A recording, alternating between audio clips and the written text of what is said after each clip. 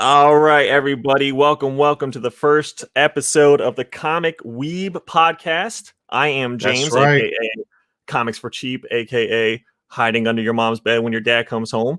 I got my co-host with me. It's your boy Chris, aka Black Santa, Yeah. aka Uh-huh. always in your girl cheeks. Oh. We are here. We are happy. Chris, It's good man. to be back. It's been a while since I was up here with you, man. It has been a while since we've gotten to do anything live around any kind of social media together, so I'm super excited. Yeah. For those of you who do not know, I met Chris.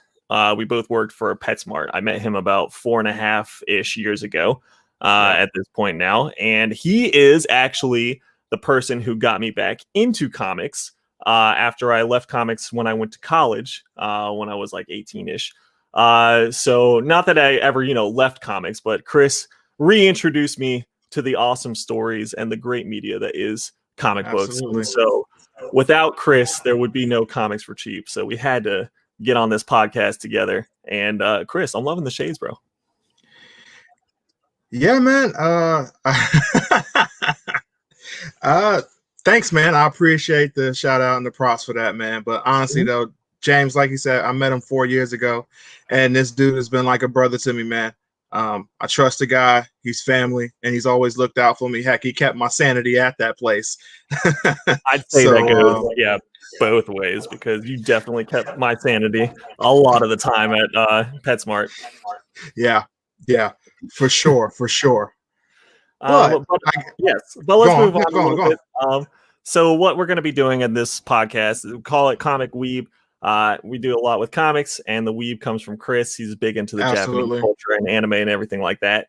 But we talk about everything pop culture and current events, mostly comic books and movies, but that doesn't mean that anything could slip into the conversation, such as, sports and music and TV and whatever we feel like talking about. Yep. So to say it hands down, there's going to be some spoilers on certain comic events, certain characters we might get into. Hoping that you guys read it. If not, put some stuff in the chat too to help us learn more. But it's going to be some spoilers on certain things. Definitely. Speaking of characters, let's just jump into what you had me look up a little bit. And that was the character of Ghostmaker. Ghostmaker. Yes. How did you like him? So I went and read Batman 102, like you asked me to. And which is his first full appearance and kind of the first confrontation. So from my understanding that he was a character from Bruce's teenage years when Bruce was undergoing a lot of his training. He was kind of a nuisance or someone who may have been like a step ahead or also training for the same type of thing. And basically he thinks almost in a Ra's al Ghul type way that he should just burn Gotham to the ground and start over, just take it all out and restart Gotham. That's what I got from the comic.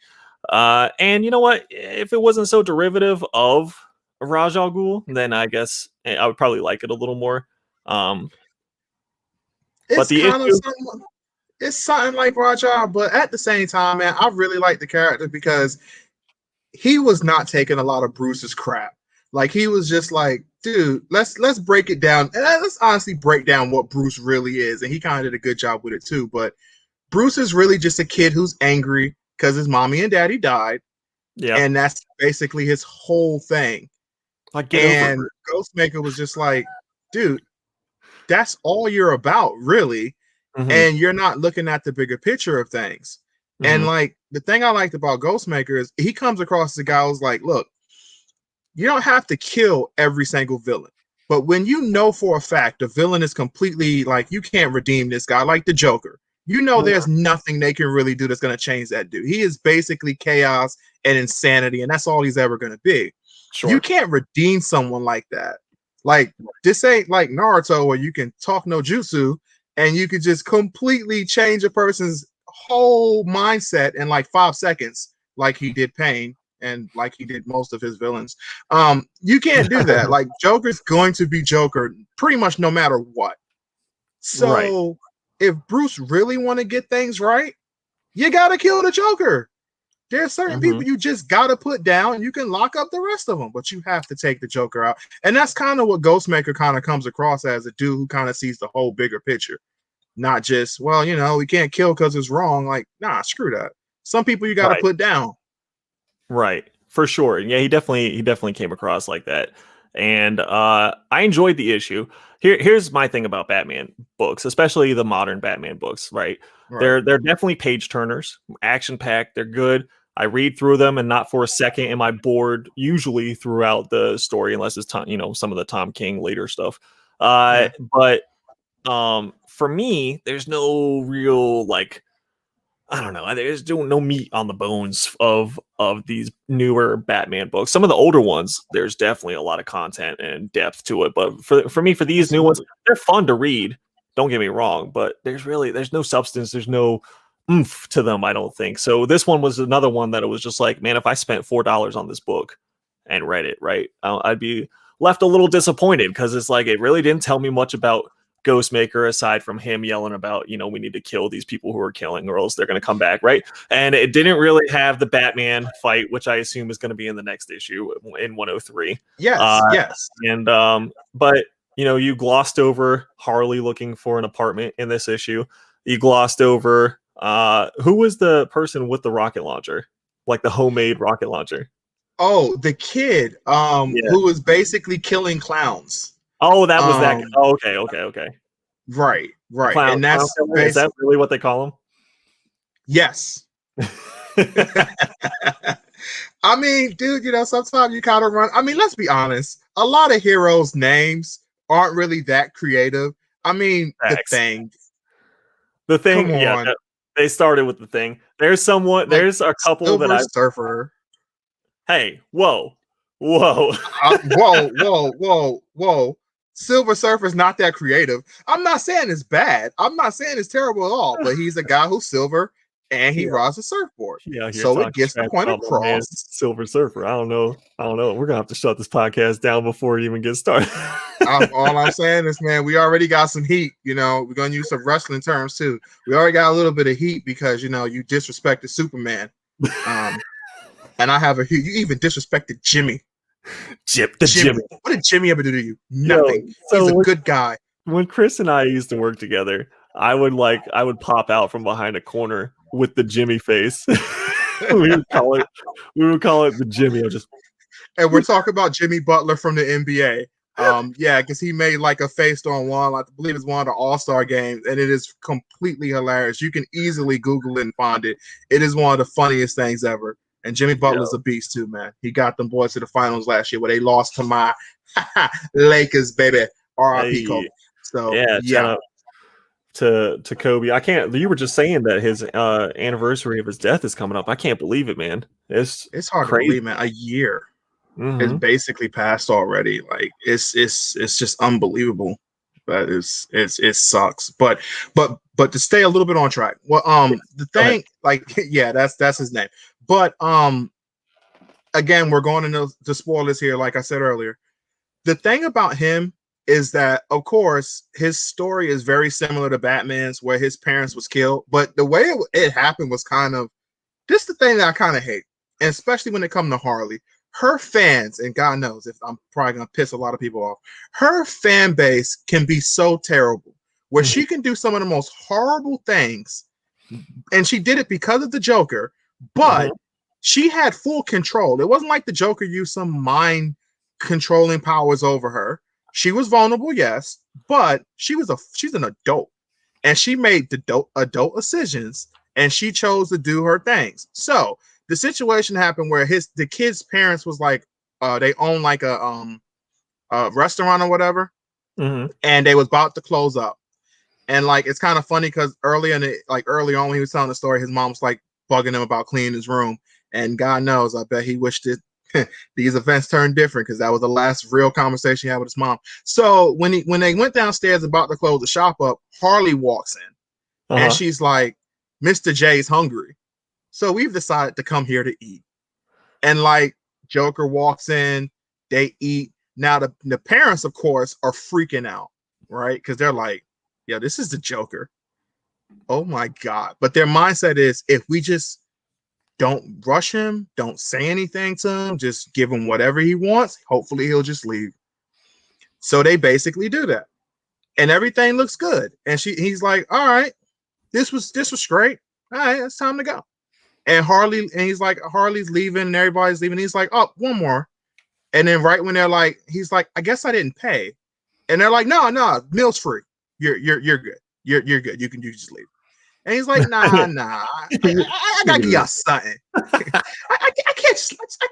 I gotta give y'all something. Right. So basically, this dude sprays them with the laughing gas, and they suffocate from it, and they die. And then like he looks at the kid, and I can't remember exactly what he said, but it was basically on the lines of like, you're better off without him. And then he just leaves. He lets the kid leave. He just walks out the restaurant. It's like, that's it. So of course, just puts him on the kid on the path to take out clowns. Now, Batman kind of somewhat saw this potentially happening, not necessarily him going after every single clown, but him going, becoming a vigilante himself. So Batman comes to him and he's like, look, I've been through a dramatic moment myself. He's talking to the kid, and the kid's like, all I want you to do is get revenge on the Joker. Like, I want you to stop him. And Batman's like, and then the kid's like, I need you to promise me that. And Batman's like, okay, yeah, I promise. And he gives the kid an actual batarang, a real batarang. So of course that plays a role later, but he gives the kid the batarang, and then he leaves. And of course the kid's just looking on TV waiting for Joker to be stopped. And then at the end of the day, it's nothing but him going to jail and him breaking out again. And the kid loses all faith in Batman because he's like, you lied to me. You said you're going to actually stop this dude.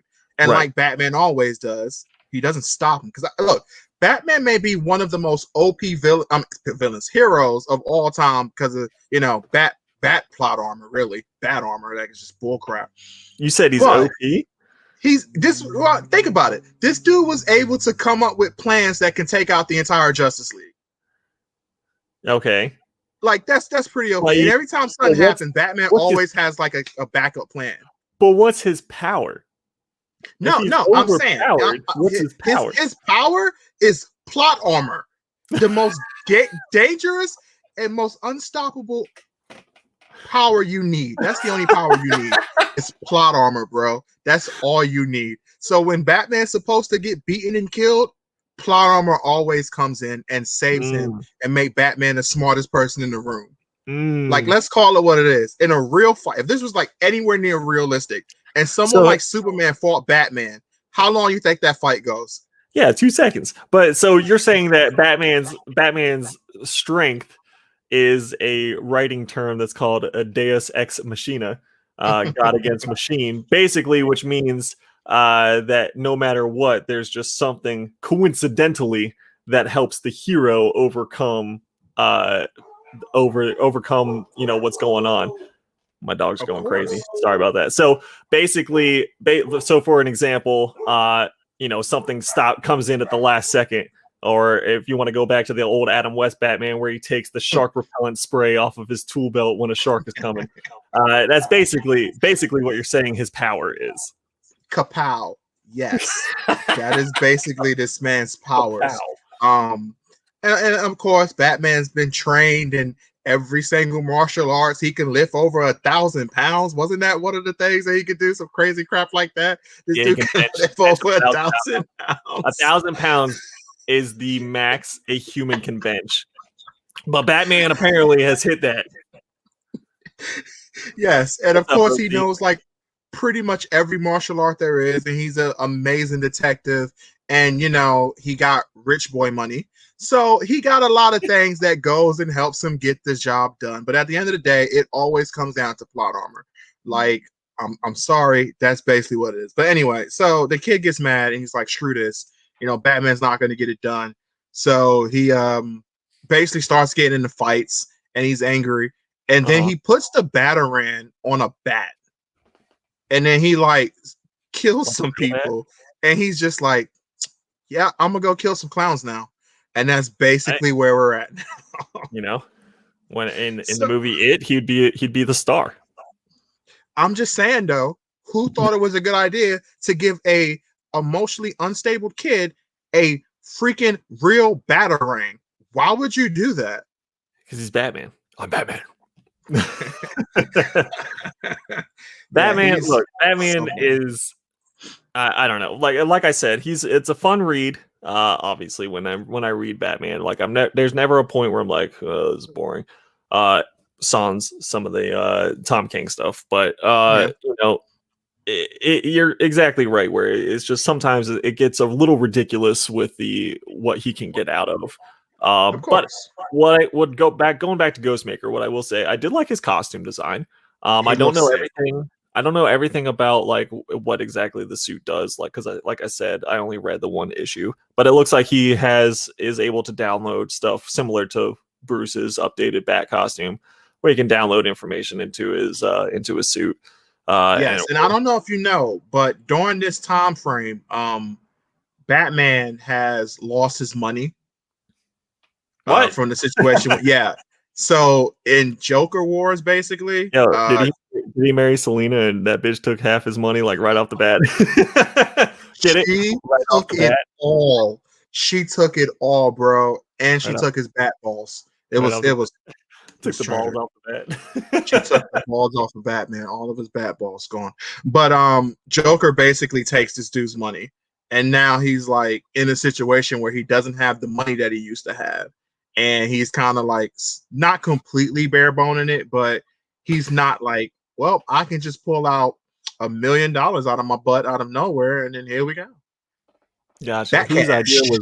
Whose idea was that to happen to take all his money away? Uh, Joker's basically. No, I mean who was Oh, writing it at that time? Was that still Tom King, or ooh, was that when that it I went to can't say Tynion? for sure. That I'm not Because for it's sure on. being written currently by Tynion, right? Tynion the Fourth.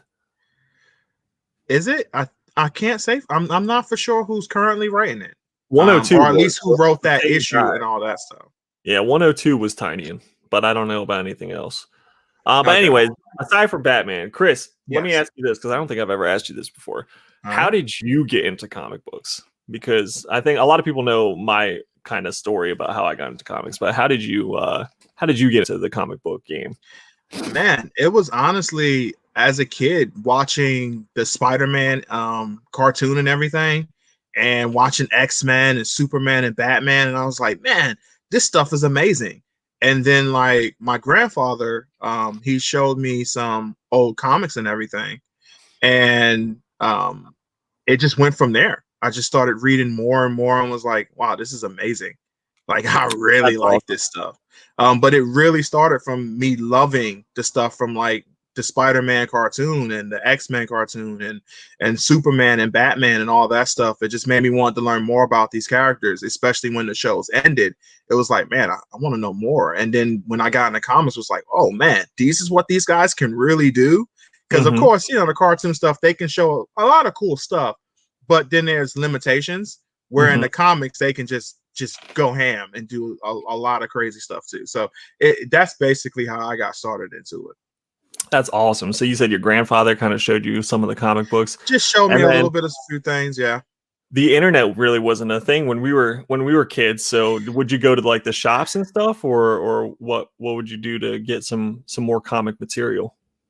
Yes, that's what I would actually do. I would go to certain shops and everything. With one of my friends, man, I haven't seen him in so been since I've been on New York. But one of my friends, Storm, we used to go to comics and everything, read up on stuff. His father was a big comic fan himself, and he Mm-hmm. used to always tell me how underrated Ghost Rider was.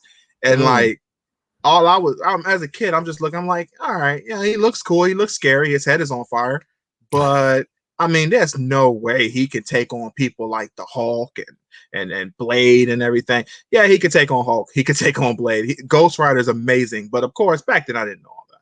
But yeah, he used to always really hit us with that. And something else that was huge too was because I'm a big gamer too. Back then, playing the Marvel versus Capcom games Oh and yeah! playing Wolverine and oh my god, Psylocke and all that stuff. Wow, That you just was brought so me back. fun, man. And Storm and his father Sean, those guys are. I hope they're doing well because they were amazing, man. They was good people, Mm-hmm. wonderful people, and they really even more. No, I lose you for a second. You No, there you good? are. Okay. No, you're good. All right. Yes. Okay, So okay, one okay. thing I want to say is that I know when you were younger, growing up in New York, definitely something that you had that I would not have had is all the newsstands that are on New York streets and stuff, like the magazine stands and everything like that, where they would sell comics there.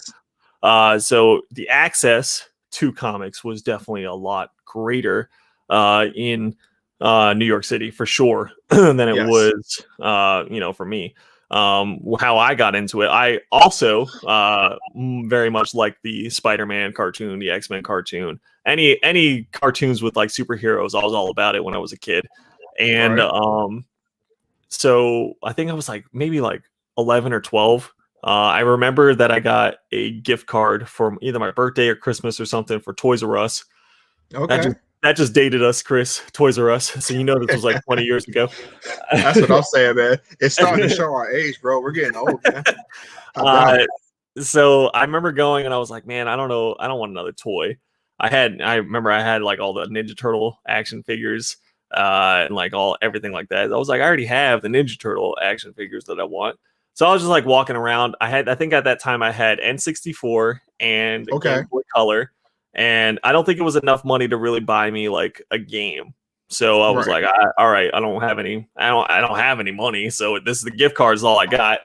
So I remember just walking around like, what am I going to get? Blah, blah, blah. And then I stumbled across this Right. little display of the 50 packs of like either second print comics or like they were just everything that they Okay. overprinted that they would put together into like a pack of DC, Marvel, Indie, and then package it up.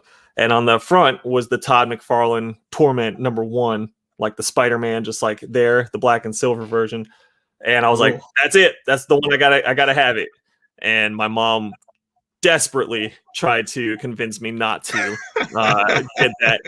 She's like, no, I'll give you extra money. You can get a game. Like, like she went the whole She like, even tried to give you more money to get a game. She's like, you know what? No, no, no, no. I give you more money. You need like $30. Here's $30. Come on, game. but I was like, no, man. So I love my mom to death, but she at Of the course. time she was very controlling of the media that I took in. So any kind of like TV, movies, books, everything like that, she was very censoring of. And for comic Yeah, yeah. books, she was afraid of like there would be smut comics, I guess, in the pack. So when Hentai, baby.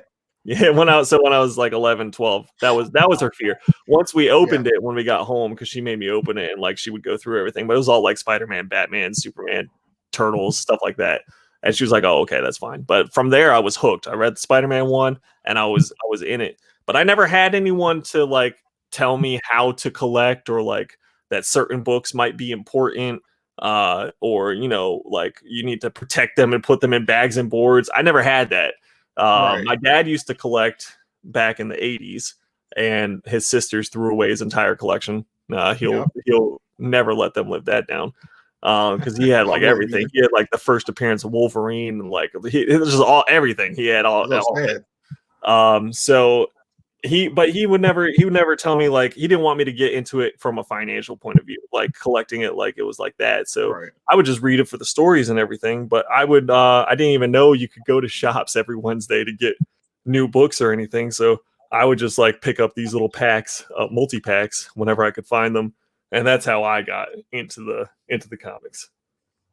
Yeah, yeah, and that's the the funny thing about it though, because like that part of it, when it comes to like how important the issue is, or how you need to seal it up, or this kind of stuff, or the numbers of the issues, I can tell you breakdowns of like character and like histories, but I'm not gonna be able to be like, oh, well, this happened in Detective Comic issue 27, and this is what this happened.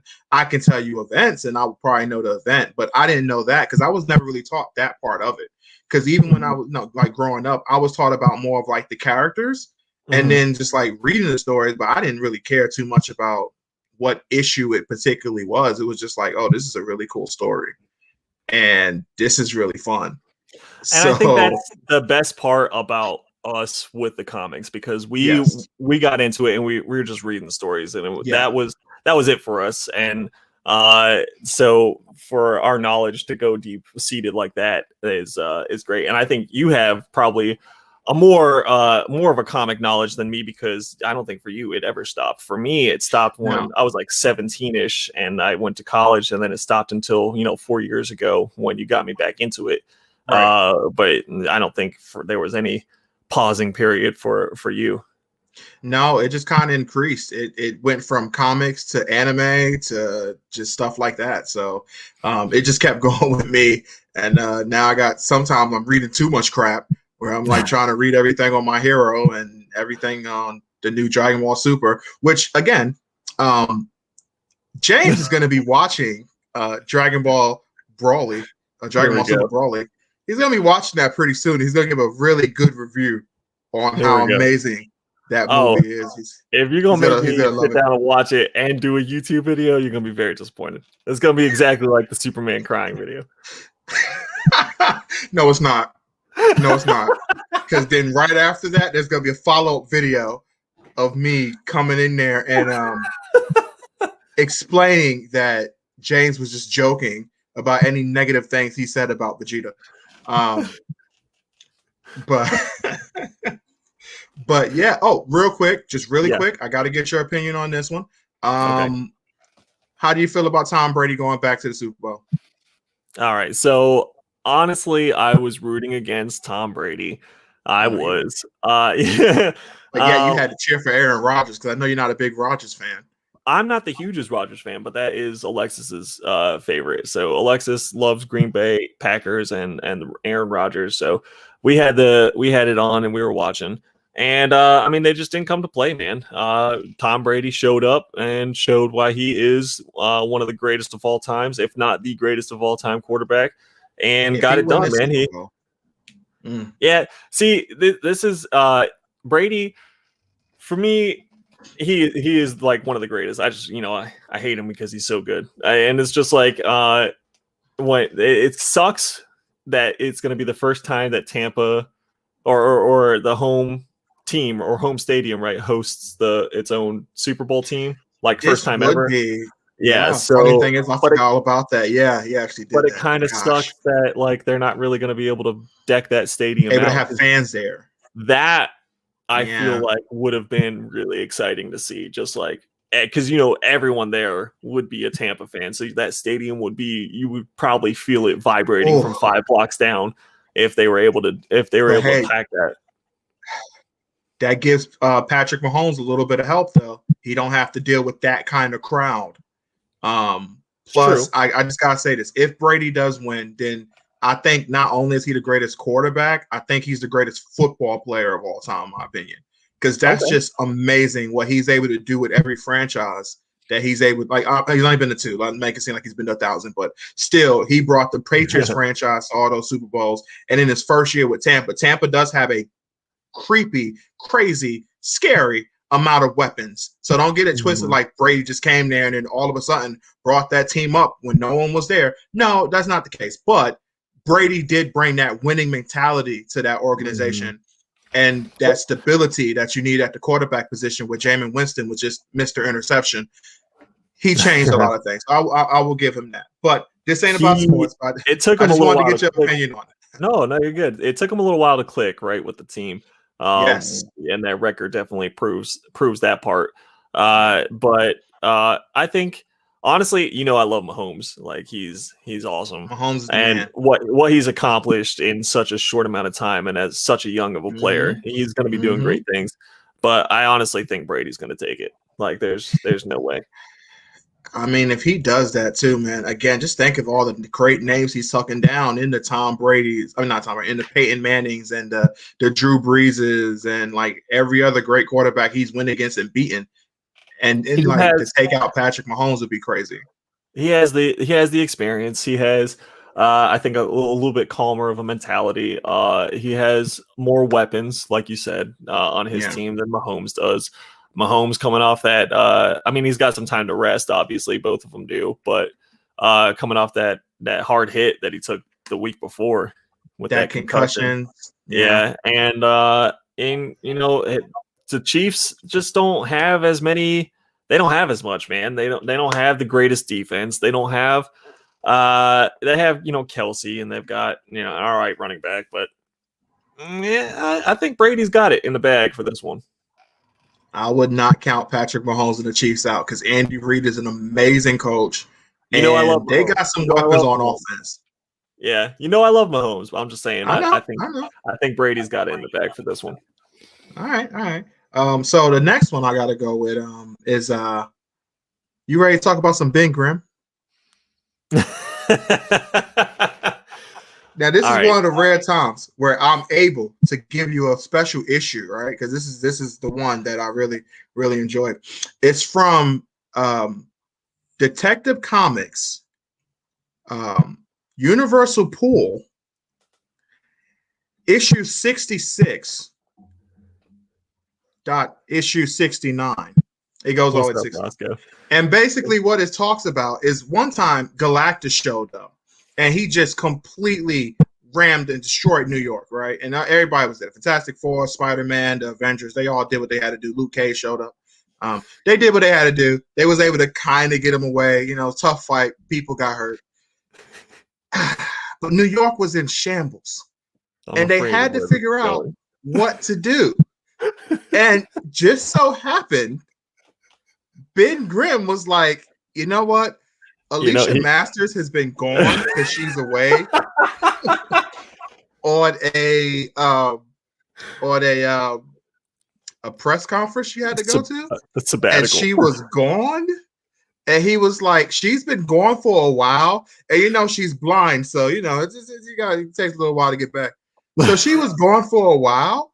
So Ben Grimm was like, he was like, look, man, New York is, the streets are ruined, right? There's pavement cracks everywhere from where they're decking it out in these fights. He's like, I don't know if New York's got enough concrete to fix all these roads. But the good thing about Ben Grimm is, when he what's a good way of putting this? When he plays with the old stick and pucks, when he shoots the pool stick between the 8-ball. Yep. Gotta rub that rock. Rub that Dwayne Johnson. Look, it's been a question between me and Chris for years now. Literally for years. That, with the transformation of Ben Grimm into the Thing, what exactly is his semen made up of? Right. It's got to be concrete mixer. It's got like if he's rocks, it's got to be melted down rocks. It's got to be concrete. So he's out here just fixing the streets like community service, just jerking off into the potholes. I mean, seriously though, how else do they fix up New York so quickly after certain situations happen? Because Ben has so much to give.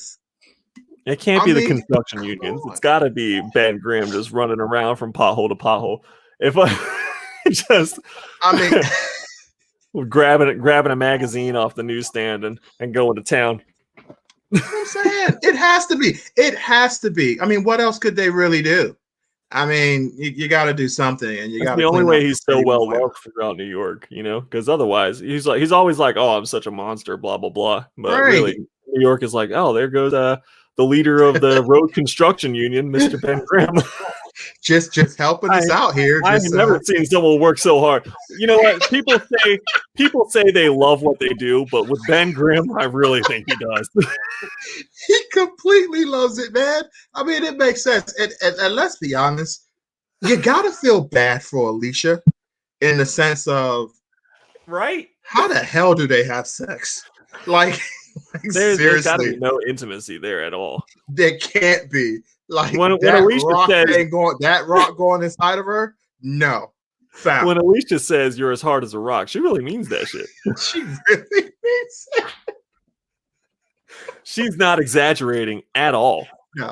And it's crazy because of how much work Ben does around the city. He's not like Superman where he's as fast as a speeding bullet. So that's a period of time. There's no way she could survive that. But then again, somehow Lois survives having sex with Lois Superman and have survives a it. baby. Mary Jane survives it. I mean, I just don't, I don't know if they just get into all the details or not, but yeah, because with Peter, you would legitly think his semen would be radioactive. With Superman, you would think once that thing pops out, Lois's whole body part would be gone. Oh yeah, for real. So they never talked about. I've been reading The Boys too recently. I don't know if you've watched that show at all. I know I told you to watch it. I did watch a couple episodes after you did watch a couple. Yes, all right, yes. so Homelander, yes, was had that relationship with I can't even remember her name now because they gender bender in the show. But so. That's another one where I was just like, if he because he's supposed to be Superman, he's parodies of Superman, and with that, the same kind of thing. I'm just like, how exactly does she withstand anything from him? Because he's got to be going, because how they say Superman pulls his punches or whatever. Does he pull his thrust as well? I know he can control his whole strength, but how do you control that? Eruption. Even if you pull out, you're going to send her through the wall with that's that kind of force. That's what I'm saying, man. But think about that's the thing. He didn't pull out because they have a child. That's true. So how the hell did that happen? Little Mr. Jonathan, right? That's his name, Jonathan. Oh my God, yes. What's up, Rican? Yo. Something else that's funny too. It actually reminded me of something. It kind of brings back to I don't hate Harley. I like Harley, but the way the fan base completely just lets her get away with anything. So in one of the videos, go ahead because you brought up Harley twice now. So go ahead and air your grievances with Harley. Go ahead. It's not that. I'm just saying you reminded me of something when we were talking about the insides of Lois. Harley, there was a situation in one of the video games, which I think is a really great story. It's actually some comics on it too. I think I told you about it before, but it's the Injustice. Is that what you're talking about? Injustice, yeah. Where basically Harley helped Joker put a bomb inside Lois that when Lois' heart stopped, it completely pretty much destroyed Superman's home and everything. I'm forgetting the dang place. Metropolis. It pretty much destroyed Metropolis. And I think Beast Boy died, if I'm not right. A lot of people died. And it was like, you know what happened to Harley after that? She joined Batman's team and got a completely. She's able to have full access to the Batcave, and everything was just all good and dandy. And now she's on this redemption story. Yeah, that's crap. That is crap. She should have been locked up. She should have been put away because she is what basically caused all of this to happen. Yes, it was the Joker's idea and all this, but she did not stop Joker. She did not say, maybe we shouldn't do. No, she's just like, yeah, I'm cool with this, Mr. J. Let's do it. This is hilarious. And then ended up getting Joker's heart ripped out because he made. It was funny though because he's talking to Superman and because Superman Batman knows Superman's gonna obviously be furious, so he's trying to interrogate Joker as quickly as possible. Well, Batman obviously can hear everything. I mean, Superman can hear everything. So he shows up, breaks through the wall, and he's just angry, and he's talking to Joker, and Joker's just making fun of it. But what got Superman to finally snap and kill him is when he was just do you think you'll ever love again? And then he just snaps and just rips the dude heart out, basically, and Joker laughs the entire time. Of course. I just think that's hilarious. Hold on. Here's my question. Did Superman cry, though? God damn it. Yeah. He did, didn't he? Yeah. All right. So, all right, James. Yeah, let's talk about it. If that was your girl and you love this girl and that happened to you, you're not going to cry? I'm not saying that. Considering technically, I'm not saying that. Superman was the one who killed her because he thought she was Doomsday because of the gas that went around him. Oh my God! So he brought her butt in space and then she suffocated. Yep. Yeah. You wouldn't cry?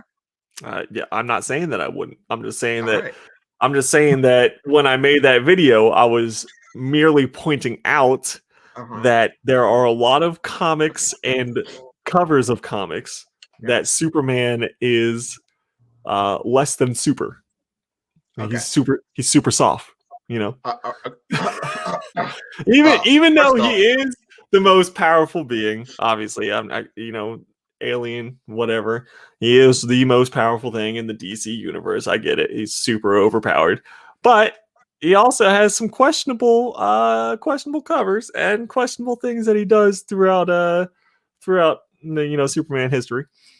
all I'm right, just the saying. only one I will I had to legitly point give it out. you is the one where he was looking at that boy. that was kind of weird. Yo. My man look over here looking like a Orochimaru looking at Sasuke, just ready to get that body. That was kind of weird. All right, that concerned me a little bit. That he was telling that kid to bite the pillow because he's going in dry. It's basically what was happening there on that cover. Okay, you can't tell me any different. He told that boy to bite the pillow. It's about to happen. Okay, that one was weird, concerning, and questionable. We're gonna Right? gloss over that. Are we gonna sweep that under the rug like they do for politicians who, you know, when the rape allegations come up? It's like Bill Cosby, 30 allegations in. That's what they're doing to Superman right now. They're like, nah, No, with Bill it's Cosby, probably they only was just 5 like, of yo, them. it was like, my man got some amazing sweaters. You know, the Cosby Show, Bill. Yeah, he did a little stupid little dance and everything, and then he just got off scotch free. You know what I'm saying? Because you know. And then they was like, nah, we got way too much evidence on this dude. We gotta get him So out what, of here. And so well, what you're Bill is saying now is that Bill Cosby Cosby and somebody else right now. is almost exactly like Superman, is what you're saying. So Bill Cosby and No, I'm Superman. not. No, I'm not. All right. No, I'm not. Okay. Superman would never, all right, do anything like that. It'd be like half.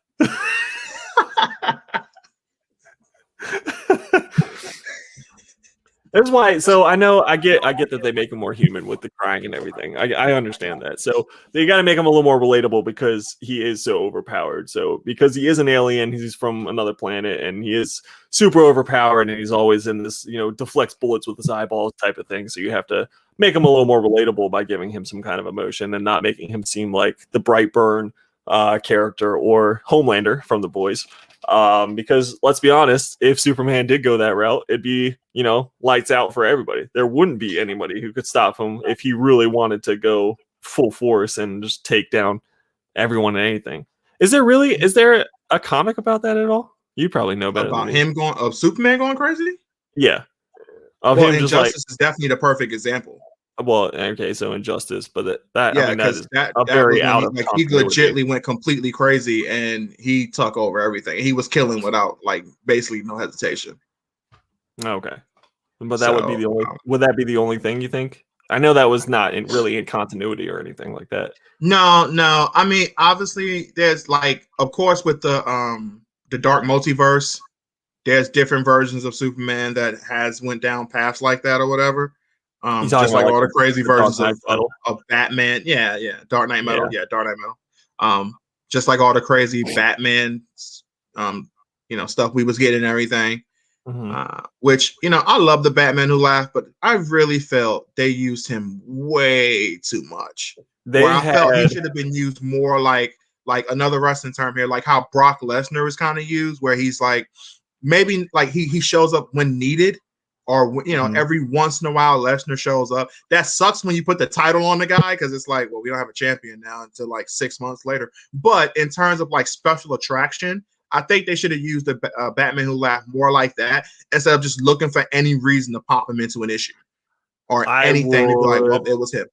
agree with that. So I really enjoyed Dark Knight's Metal. That was, you kind of got me into that series, and Alexis and I both read that through that, and I loved that storyline. Like the whole thing.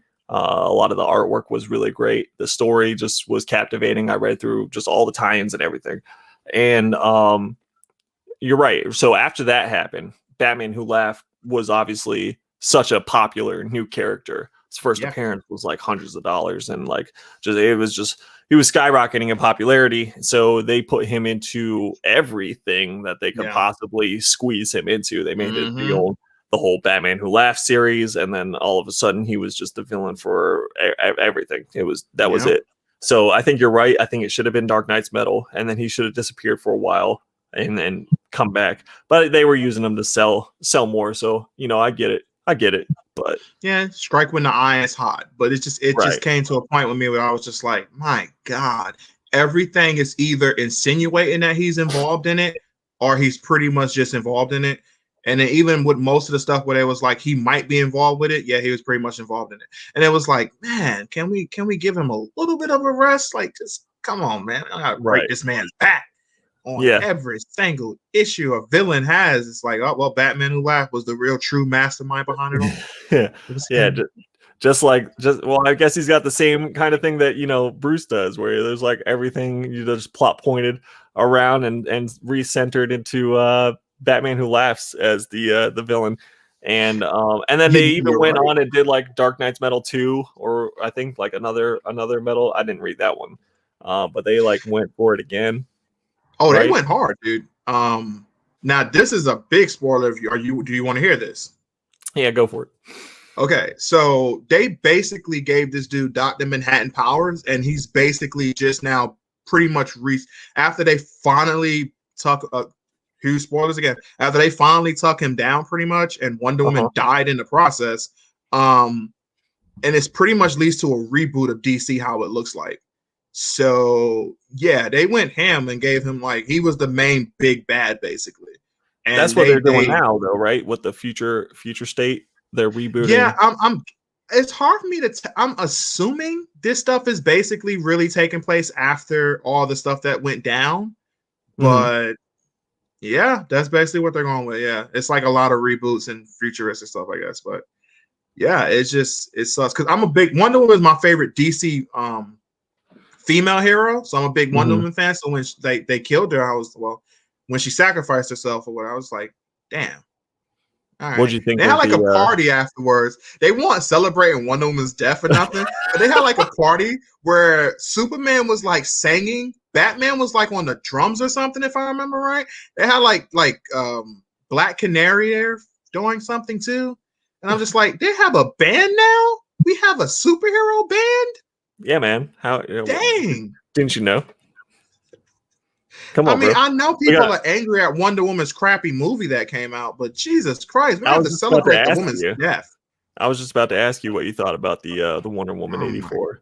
Because to me, I haven't been able to see it yet, but I don't care about any kind of spoilers. But I was really excited by the trailer, and I was looking forward to it coming out and everything. And but then I heard everyone was just kind of crapping on it basically, and I wasn't able to watch it. I don't have HBO or any kind of access to HBO or anything like that. I don't really feel like paying the amount of money HBO charges per month, and I'm not going to a movie theater right now, that's for sure. But aside from illegally watching it online, which I know is an option, I just haven't piqued my interest enough, I guess, to go that route, since everyone's just kind of bad mouthing it right now. Man, it's very similar to Iron Man 3 in the sense of it's more of Diana than Wonder Woman, where 3 was more of Tony Stark's than Iron Man. And that's basically what I got from the movie, because she loses her powers. Okay. And without her powers, obviously she's Diana.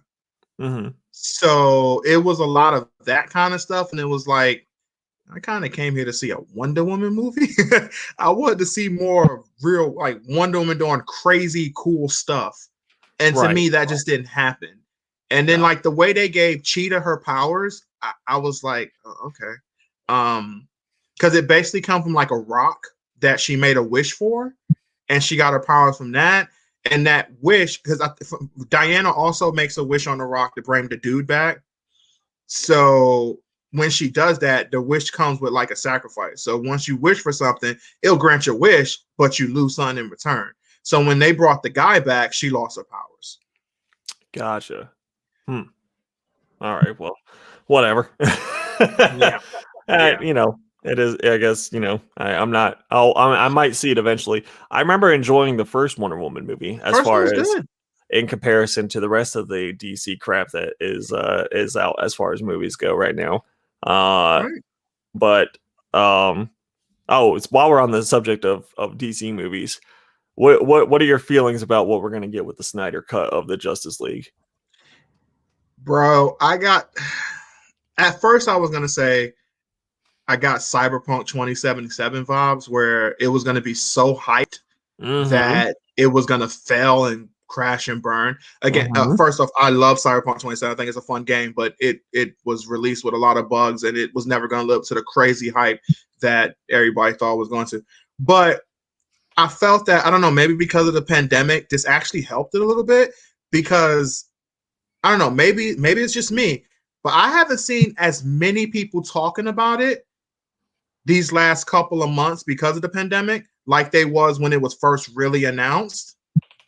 I think it kind of died down a little bit where now it's like once it's brought into the attention, yeah, people start saying, oh yeah, that's coming out, can't wait to see this and that. But I felt like the pandemic kind of slowed it down a little bit where when it first was announced, everybody was like, this is a godsend. This is what we've been waiting for. This is going to be the best movie. See, that crap that you saw with the other one, no, that was garbage. This is the real Justice League movie. This is going to rival anything that Marvel's done. I'm just like, Okay, so we've been talking about the Snyder cut, though. I feel like for a very long time, for like multiple years, this has been like we've been talking about, the Snyder cut is coming, and Zack Snyder, well, I haven't even watched the Justice League movie that they put out, blah blah blah. I don't believe that for a second. He's that's seen it. bull crap. Yeah, no, he's seen it. And, Come on. and And if it's like, it's true, he's stupid. You need yeah, to watch that. he's releasing like a new picture or a new item of interest or a little segment of information. It seems like at least once a week, because it'll pop up on like when I go to my Google homepage, because Google will just give me random news, and it knows I like comic books, so it gives me random Yeah, so comic it's gonna news. give you that stuff. Yeah. Yeah, so which is kind of creepy, Google. Thank you for that. But but anyways, it seems like every time, I'm on there once a week. What's up, no good? How you doing, Justin?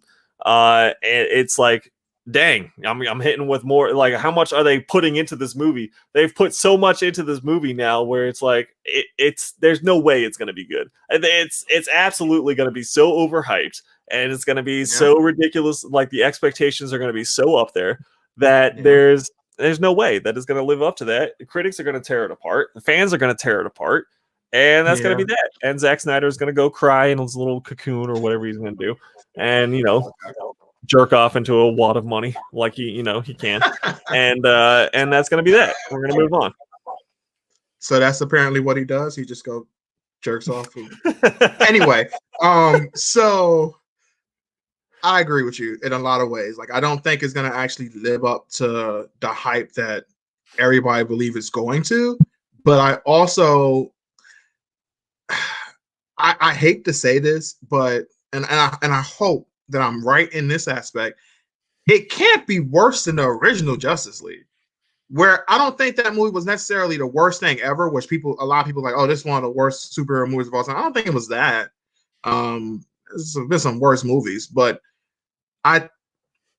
it can't be worse. Like, if it has a lot of the fighting stuff, think about the things that I think it needs to make sure it do is show Lex and them doing way more than what they did in the movie. Actually have them be real relevant to things. Have Darkseid be more of a present. Because seriously, like Darkseid should have been not necessarily the main villain, because you don't want to have him show up in the first Justice League movie and get beat. You don't want to do that, but he should have been way more of a presence, where I don't even think he was really a presence at all in the original movie, right? Like, he was. I think that they was implying that Darkseid sent everybody there, but I don't think they really did they mention Darkseid by name? I cannot remember. I don't remember either, man. I'm pretty sure they did. Bad. Yeah, exactly. Hold on, because you were saying that is not the worst comic book movie. So what, in your opinion, is the worst comic book movie? The worst comic book movie. Worst comic book movie. Because for me, man, it pops up there as like that. Suicide Squad would have to be one of my least favorite comic book movies. But do you think it's the worst Suicide Squad? Do you think it's the worst though? I'm asking you, man. What is the worst comic Okay, book movie? well, for me, I'm looking at like the first Punisher movie was pretty, like not necessarily the first one. The second Punisher movie was trash. Yeah, it was trash. It was trash. The second both Ghost Rider movies was pretty bad. Yeah, Was worse than, I think, way worse than Justice League. Daredevil was pretty trash. They were really, really bad. Now, this is an opinion of like, I did not like Spider-Man 3. I know it sold okay and did all right money-wise, but I thought Spider-Man 3 was a disgrace. Like, all right, no offense, but having the kid from that 70s show play Venom was a lot of crap. Like, I know. Eddie Brock can't be some skinny little dweeb. He needs to be a big boy.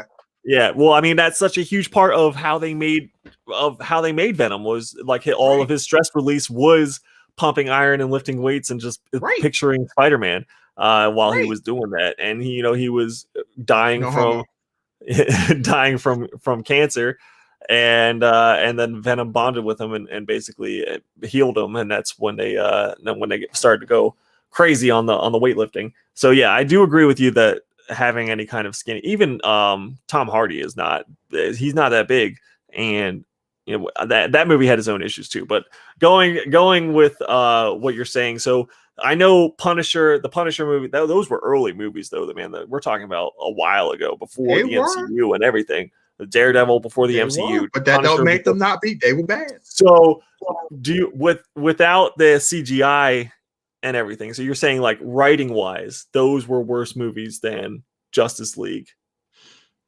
Okay, if we're just talking writing wise, because it's a little unfair to compare like a movie from the early 90s or like late 90s to a movie that came out a couple years ago, superhero wise at least, because you can really dazzle someone on the screen to distract from the writing. I wasn't thinking of like modern day. I was thinking of just like worse in general. But if we're looking at thing, so if you're thinking about worse in general, so worse writing wise and story and plot and everything, you're saying that these movies are in fact worse than the Justice League movie.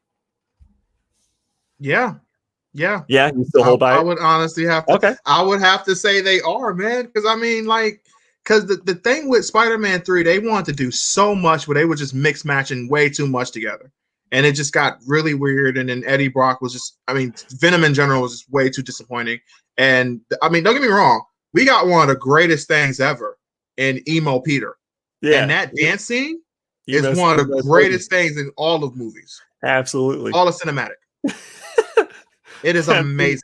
Have you seen they've somehow like put that scene over Darth Maul? Like when they go to fight Darth Maul for the first time, and they're going to fight Emo Peter instead.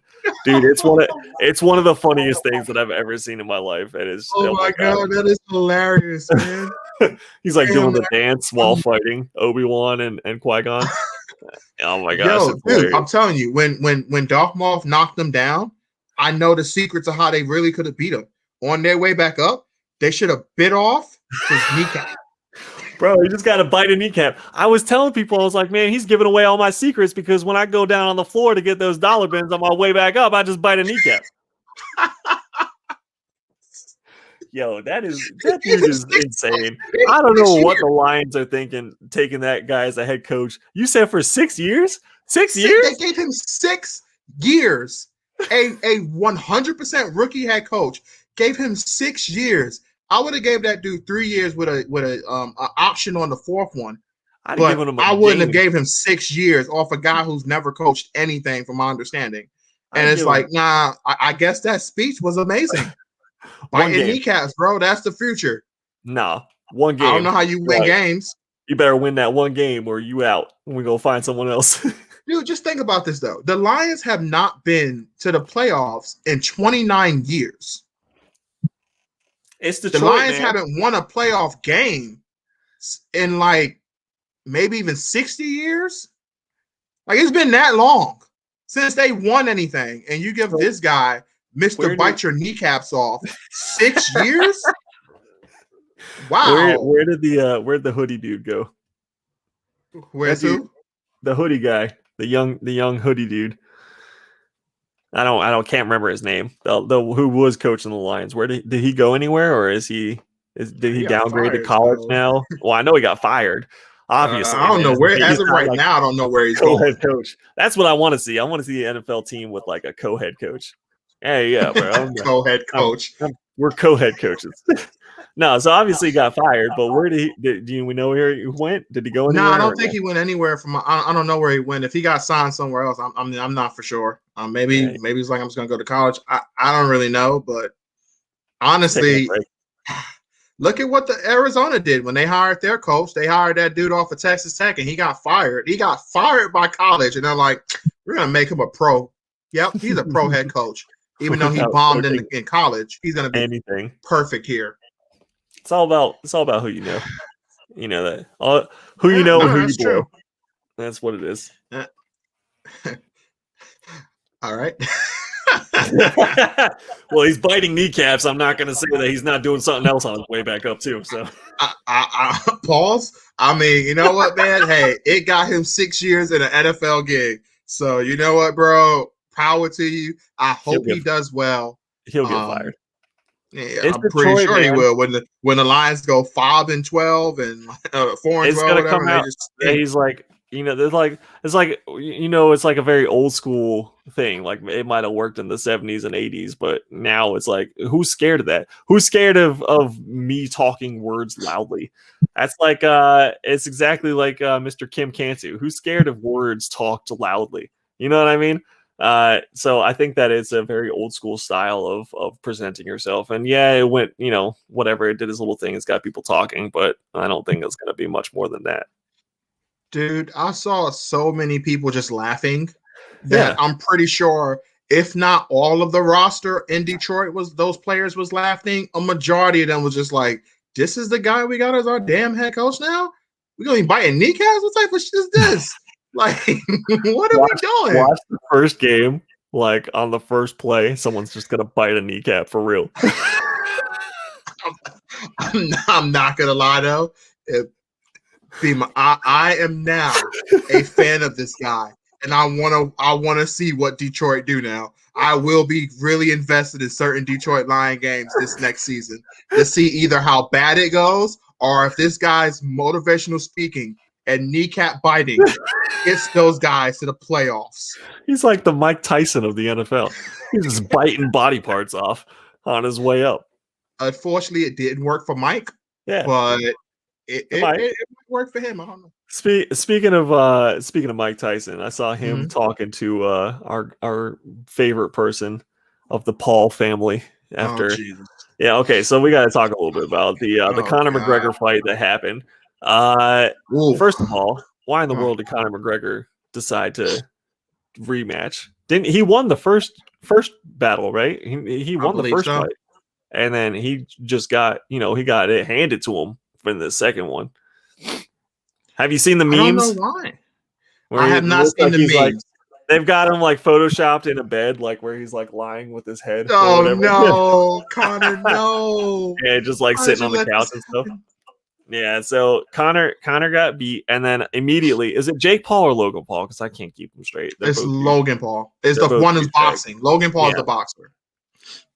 So he immediately was like, "Oh, I got $50 million for Conor to fight, and he wants a rematch." Blah blah blah blah. And so apparently he was talking with Mike Tyson, and Mike Tyson was like trying to be like, "What are you talking about?" And he's like, "Do you think he's scared of you, honestly?" And Paul was like, "You don't have to be scared to get that ass beat." Like, what, son? Okay, so this is where this comes down to.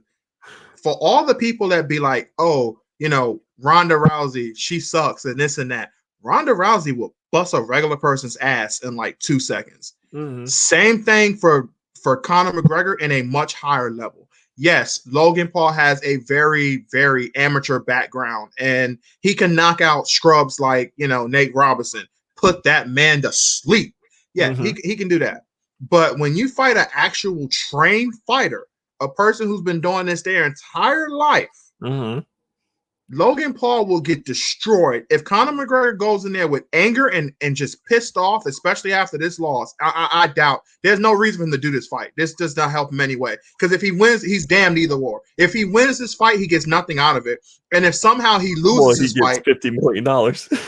Well, okay, fair enough. You're right. Okay, fair enough. Okay, in terms of reputation, I should say. In terms of like money, yes, he can make a lot of money. But in terms of like reputation, he gets nothing out of beating this guy. They're going to be like, well, you were supposed to beat him. And if somehow he loses all credibility as a fighter. So why would you waste your time with that? Like, you get nothing out of it as in terms of your thing. But in reality, if Conor goes in there and fights that dude serious, Paul's going to get seriously hurt, especially if Conor says, we only do the fight if it's in the octagon, not that boxing stuff. If we do a real fight like in UFC, not saying boxing ain't a real fight, but I'm saying a real UFC fight instead of a boxing fight, then it's even worse. Right? Yeah, for sure. It would be like they would have to set up rules like they did for the Tyson recent Tyson match. That was a disgrace. That was so terrible. Two old guys, I can't even say they were fighting. I know they was sparring, if you want to say it was really that, because you couldn't even, I think if I'm not right, they couldn't even punch each other in the face, really, and of course they couldn't knock each other out. They couldn't do knock each other out, right? Yeah, so it had so you have to hold all your punches basically. So it's like, why are people paying pay-per-view for that? Like, cut that, man. I ain't paying for that. It's a cash grab. I mean, hey. I'm pretty sure it did some good numbers. Did you happen to look up the fight I was talking about with the world strongman guy, the Thor? No, unfortunately, I did not. Whatever. I still gotta look into that. But that was it's just kind of like the same type of thing that I was thinking. They didn't have any kind of rules or anything. You could fight for real for that, but it was only 3 rounds, and it was more of like an exhibition to get them into fighting, but. That one was definitely a lot better than, the Tyson fight for sure. I can tell you that hands down. And it still cracks me up that dude hit him on the shoulder and almost knocked him completely over. Like, just imagine, like, you go to pat someone on the back, right? Imagine the force you have to put into the pat on the back to knock a grown man over. Like, that's insane. It is. So I wouldn't want to have to fight that guy like that. But yeah, the thing with Logan Paul or Jake Paul or whatever Paul it is. I'm pretty sure it's Logan who's the fighter. I think Jake is just Jake. I think he's the one who lost to KSI. Just the douchebag. Like, I don't know, man. Like, I don't know why he would want to challenge Conor. Even Conor, like a little bit older and maybe past his prime or whatever. But yeah, I still wouldn't want to have to fight that crazy dude. Like, he's insane. No. Again, like, it's different. I think his head is completely gassed up because, again, he fought someone like Nate Robinson, who, the way Nate fought that fight was, I'm going to attack this dude face first. And he kind of did that literally. And then, Logan or Jake, well, I think it's Logan, the Paul brother, he was just able to just punch him in the face over and over and over until you put my man to sleep. The thing is, though, like, he was fighting like this was like Nate was fighting like this with the streets, where Logan, who has at least an amateur background at this point, especially, he's been training very hard. He's fighting more like an actual professional fighter. Right. Now you fight someone like Conor McGregor, who, he lost to Floyd Mayweather, and Mayweather didn't take the fight probably as serious as he could have, but he still did very well in that fight. Better than what a lot of people thought he was going to do. So you fight someone like that, who is still, again, a trained professional, dude, that fight's going to go totally different. Like, Logan's going to get hurt. This dude can seriously get hurt. Part of me kind of wants to see it. I think he kind of deserves to get his butt hurt a little bit. I kind of hope that would. I kind of hope he gets hurt a little bit. He deserves it. But I do got to ask you real quick, though. Go ahead. What do you think the worst movie was, though? What do you think the worst superhero movie was? The worst superhero movie, man. That is gonna have, like, between. I know you brought up, because I was thinking about it while I asked you, but when I was thinking about Ghost Rider, / Daredevil. Daredevil is probably Mhm. up there as one of the worst. Dude, what you gotta admit, you gotta give it this though. It had one of the most epic, that and they had the Electra was training, and they had the God, I forgot the band name, but the song that was playing, and she was just ready to go, and then she got murdered like 3 seconds later. But still, that was epic, hilarious, and just like, all right, that happened. And it's Yeah, shocking a little bit.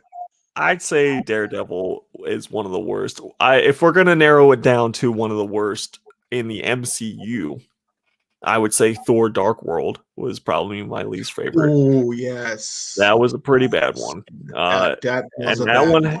no excuses because they had the money, the effects, they had everything at their fingertips, and it was still terrible.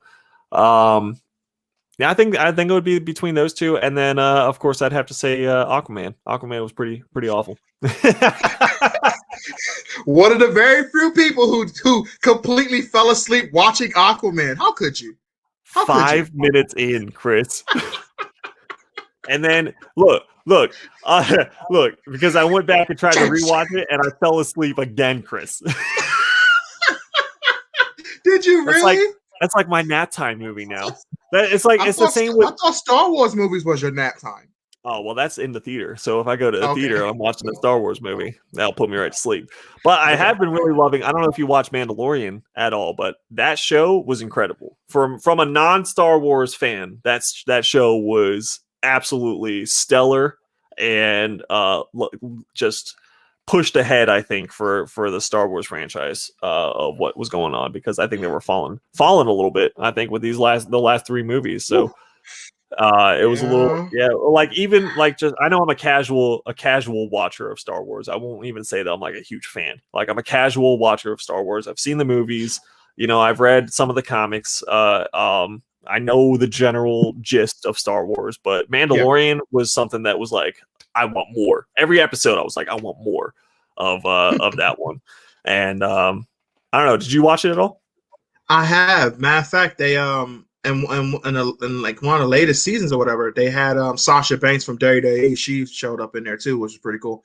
Me being a wrestling fan, but yeah, I fully agree with you. Mandalorian is really really fun. It's fun to watch, and that's the thing about Star Wars. I love the lore of Star Wars, but a lot of the movies, in terms of writing, always kind of annoyed me a little bit.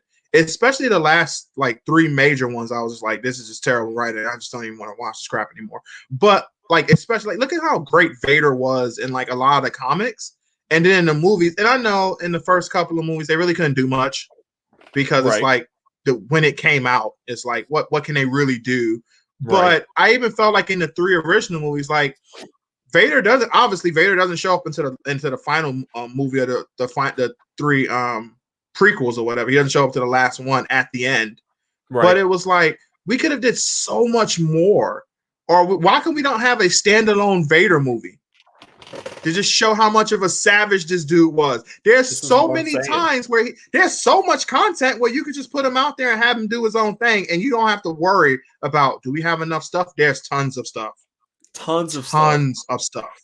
The Vader comics that I've been reading are great. The both series of that one are just fantastic. Just Vader, like the true anger and his beginning under Palpatine, and he had to go and slaughter the rest of the Jedi, and he had to make that lightsaber bleed and really own it as his own, and just like everything from there, it's like.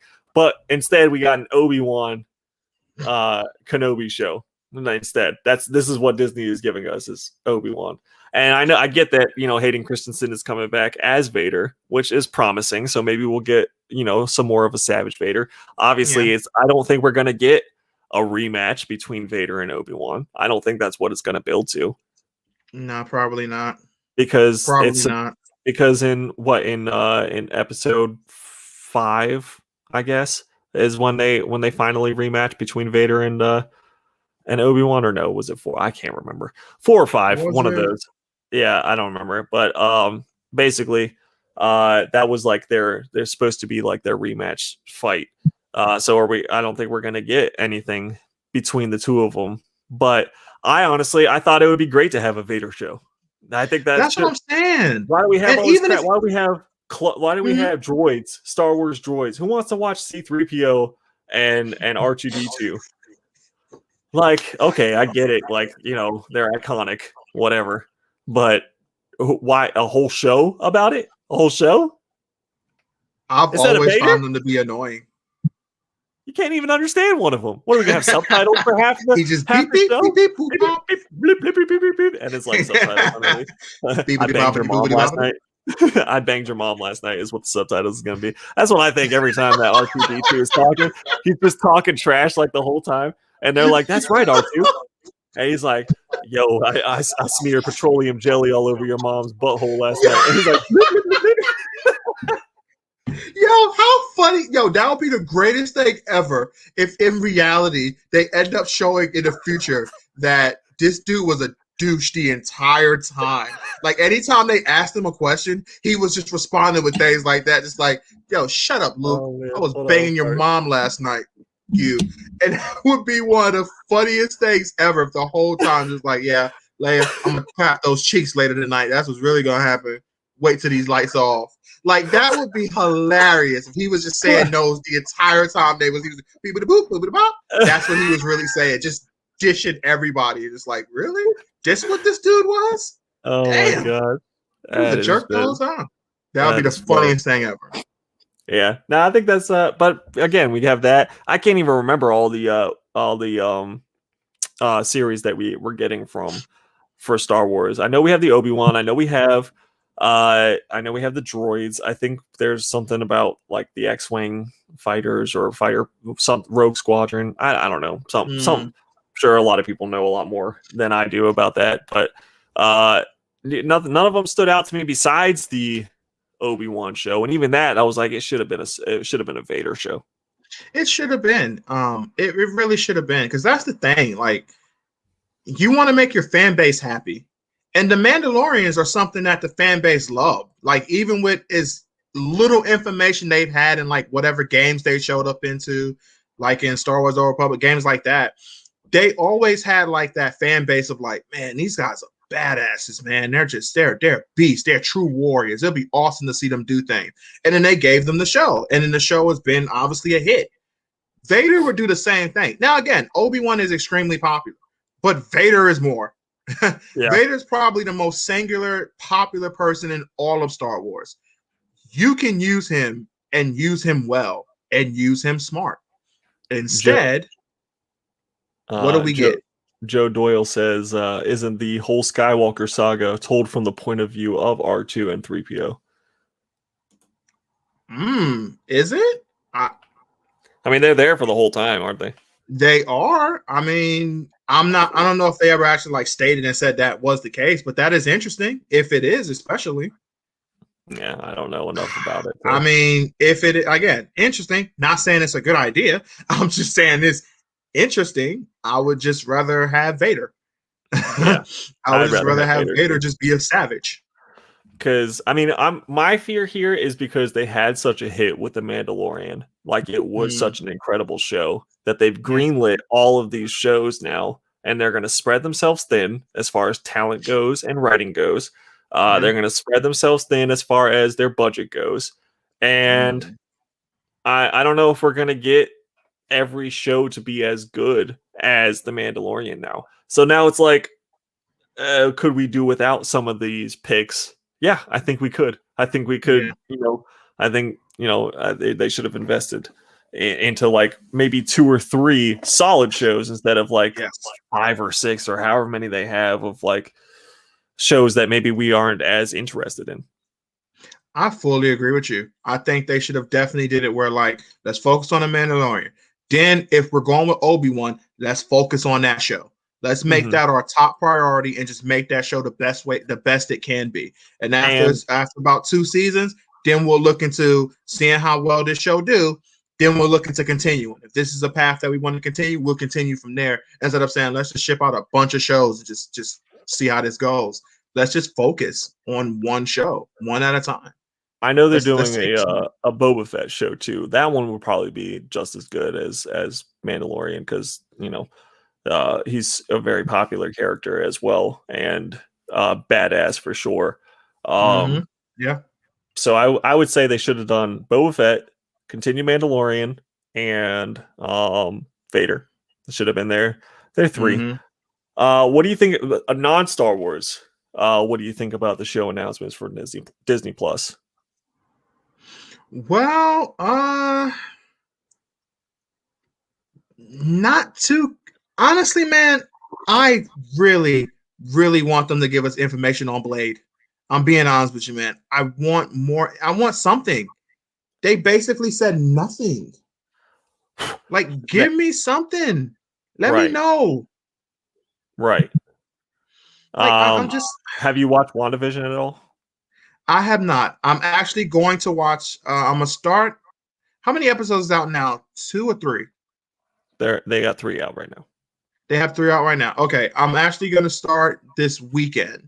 Okay. Probably. Okay. Matter of fact, no, Thursday. I'm gonna start Thursday, and I'm gonna watch the first 2 episodes. What day each one comes? Well, which one it comes out a week or whatever. Friday. They come out on Friday. Every Friday. Okay, so I'm gonna watch the first 2 on Thursday, and I'll watch the third one on Friday. That's what the plan is. Okay. All right. Cool.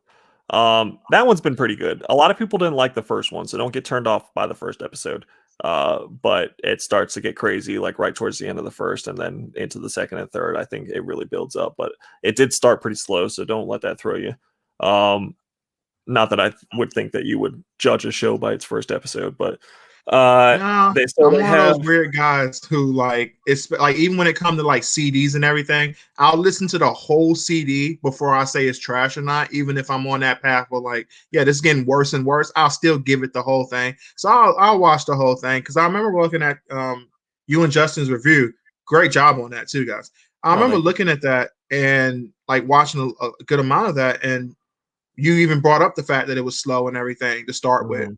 So again, I kind of figured it would be slow for me, at least. I thought I didn't, and I could be completely wrong. It might end up being a super actiony show, but I didn't think it was going to be much action. I really did think it was going to be a lot of like comedy, but in a dark humor type way.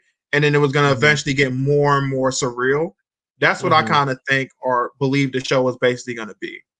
Gotcha. Yeah, I think the action is going to be just at the climax, right at the end of the show. There's going to be a battle of some sort, but it's definitely not an action every episode type thing. So let's see. They have Armor Wars, Ironheart, your favorite, Riri Williams. yeah, sure is. Yeah, why is Riri your favorite? Why is who? Riri. Riri Williams, yeah, Ironheart. That's her name, now right? You got me going. The female Iron Man. Oh God, yeah, Ironheart. Yep. Yeah, Ironheart, greatest of all time. Yeah, your favorite. Yeah. Why is she your favorite? Just go ahead and let us know. Yeah, because she's black. Bro, you're so dumb.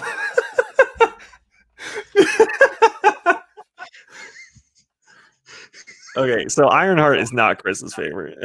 And it's not because of course not. No. So dumb. No. Ironheart is like I really hated the concept of it, to be honest with you, when it first was getting like when they even first talked about it, and I read like some links about this being a character, and I was like, oh, they're going down this road now that Tony's gone. Oh, okay. All right. Like you don't, and I want to be very careful when I say this, like very, very careful, because I don't mean it in a way of like you can't have you can't switch things up and have like a girl take over a spot for a guy or a guy take over a spot for a girl. I just felt like the character was just not necessary, where you have so many other people that you could have focused on that has either donned the Iron Man suit before or is using a modified version of it, where you could have just did more stories with them. Instead, we just introduced a whole new character. And then at the end of the day, I knew it was going to be the same thing it always is. Tony was going to come back because, spoiler alert, every single hero that dies always comes back. So then she becomes a side character again. So it's like, come on. Well, so they already, I mean, just the fact that they're doing Armor Wars proves that they are doing other people in the Iron Man suit. So again, it is like exactly like you said. Why is she necessary? Because they are gonna, I'm sure they're gonna do Rhodey as War Machine. A lot of people are thinking maybe they're gonna bring Punisher in through the Armor Wars into the MCU, which would be awesome. But yeah, I'm kind of with you there as far as what is the need for Riri, especially when there was a little play right at the in Endgame when Tony Stark's daughter was wearing the mask, and I thought that would have been like a pretty clear, hey, we could just go that route instead of They could. bringing in Riri. But it's not, I don't hate Riri as much as you do, I think, but I just don't. I'm with you where I don't think she's as necessary into what they're I just feel she's building.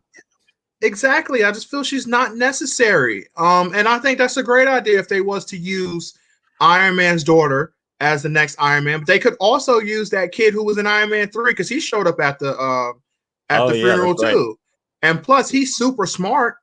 It would make sense for him to he got to play some kind of role moving forward, or I don't think it would be even a point of having him. I mean, I guess you could say the point of having him there is like attention to detail, where it's like, well, he did have a relationship with Tony, so we're gonna have him there too. But I think it was more than that. I think he's gonna play a much bigger role when they start doing some Iron Man stuff. Right. Yeah. And didn't they say that the guy who played Captain America, isn't it Chris Evans, right? Yes. Isn't he coming back or potentially coming back, or he's working on a new deal? That I think I've read something about that. You would be informing me of that, so I haven't heard anything. I think I read something about that. Again, you never know what's spam and what's just some guy making something up on some website or whatever. But I remember reading a couple of articles saying that this dude is in talks of coming back as Captain America. Huh. Well, they had a recent leak of Falcon toy where he's holding the shield, and like the picture of the toy or whatever, it leaked out. And so they're saying that Falcon is obviously going to take the shield and be the new Cap. And so I think, I don't know. I definitely haven't heard anything about Chris Evans wanting to come back. I heard from everything that I heard that he was done. Because, I mean, this man's been doing it since, like, what, 2010, 2009, 2010, somewhere in that area. I mean, that's 10 years. Maybe even, potentially even earlier than that, right? Well, no. Man, it's hard to remember when that guy, even if that is the case, that's still, dude, how old are we getting? That's still like 11 years. Good God, man, what happened? But 11 years of being in like for a long time. The best shape that you could possibly be in. And them contracts, they got you in shape. So remember all the stuff that Hugh Jackson was saying of how brutal it was for him to play Wolverine and how like attention to detail you have to be on your body and you have to be a certain size and you have to look a certain way. Or because I got, it was one of the scenes, I can't remember which scene it was in which movie, but they had to like retake, they had to do a specific scene that was early on in the movie, and they had to do it like much later on because his body didn't look the way they wanted it to look. Well, they had that issue with Pattinson recently. For what they called him Fat Bat. Because that he wasn't maintaining the weight that he was supposed to. At first he got COVID. What's up, Z-Collex? How you doing? What's up, Captain Comics? Yeah, so he wasn't maintaining the weight that he was supposed to maintain, and so they gave him a lot of flack for that, and they called him the Fat Bat. But yeah, so I'm sure that the contracts are ridiculous, and that's why I hadn't heard anything of Chris Evans coming back as Captain America, so that's kind of crazy. But they also have a Secret Invasion show that they've announced. But if they play, I don't know how they can do that because the way they introduced the Skrulls into the MCU was just meh. Yeah, Captain Marvel. If they go with the Secret Invasion, don't they definitely have to have the Fantastic Four? Right. Yeah, that's something. Well, they did announce Fantastic Four, so Fantastic Four is announced and is coming, which I am super excited for because you know what that means. We're gonna get that Silver Surfer Galactus. It's only a matter of time. And then they announced Moon Knight. Remember, that was Raekwon's favorite. That was Raekwon. Shout out to Raekwon. That was that dude. He loves some Moon Knight, bro. Like this dude right now, yo, trust me, when that announcement was made, this dude was just sitting there with his Moonlight jacket, his Moonlight lights, his Moon Knight pajamas, and this dude just started just whacking it, going crazy. Like, this is what I've been waiting for my entire life. He sent me a text. God, and he moon nutted all over his room. And yeah, shout out to Raekwon. So yeah, Raekwon sent me a text like immediately after that announcement, and he's like, but where's your boy Punisher at? Where's he at? Yeah, I was like, all right, we'll see. Yo, our boy Punisher right now is in some trouble because the government's like, nah, man, no more Punisher. I don't want to hear nothing about that crap out. I don't believe for a second. I don't like the situation just makes me so angry. Like, just even hearing about it, like, oh, we need to get rid of the Punisher logo. Like, what? Get out of here with that nonsense. Because, like, if you read a single Punisher comic, you would understand that, he's not for the police or for the military necessarily. Like, just because, like, you're telling me that if these riders had a Spider-Man logo on their back, like, you would be like, cancel Spider-Man because Spider-Man makes people that go into like, come on, he promotes violence and stuff. Get out of here, man. It just doesn't make any sense to me. All right, so Moon Knight is dance to Rihanna songs and sang them very well. Video is still amazing. I still watch that from time to time. I really do. I do too. If you don't know what I'm talking about, we're talking about the kid dancing in the lip sync battle to the Rihanna song Umbrella, and he does an incredible job. Because if you're gonna do that song, and if you're gonna dress in drag, you better give it 110%, because if you don't, it's just gonna be ridiculous. But he definitely, it was awesome. All right, so we have She-Hulk. We have a She-Hulk show. It's not going to be very long. They said it's like only like 6 episodes or whatever that's been confirmed for. That kind of annoys me that we get a She-Hulk, but we get nothing on Hulk. We got that loser Hulk in Endgame. They hate Hulk, and that's what we get from Hulk. They hate him, dude. I want some Hulk, man. I want. Pause. I want. No homo. I want some. You know what? You talk now. No, go ahead, Chris. No, go ahead. Finish what you're talking about. I'm actually done with this, so I'm gonna leave. Chris is gonna talk to you about me wanting. Yeah, Hulk. about how much you want Hulk. Pause again. No, I want to see Hulk smash stuff, be the actual Incredible Hulk. I want to see some crazy feats. Like, I still think it was crap. Don't get me wrong, it was great having Thanos be introduced, putting it on the Hulk like that. That's a great way to show that, Thanos is a beast and all. But you telling me the Hulk didn't want that smoke like that? This man completely was like, nah, I'm good. They apparently confirmed 13 episodes for She-Hulk, so excuse me on that one. Sorry. But yeah, so I just want Incredible. They nerfed Hulk and the whole World War Hulk storyline and everything. Like, we've had so many. We could have a whole podcast just about Hulk. Yes, because that was disgrace. That's the reason why I don't even like that movie, because they just threw Hulk in there and kind of made a reference towards World War Hulk, and then that was basically it. They're saying Z-Collect says that they are going to have Hulk in the She-Hulk show.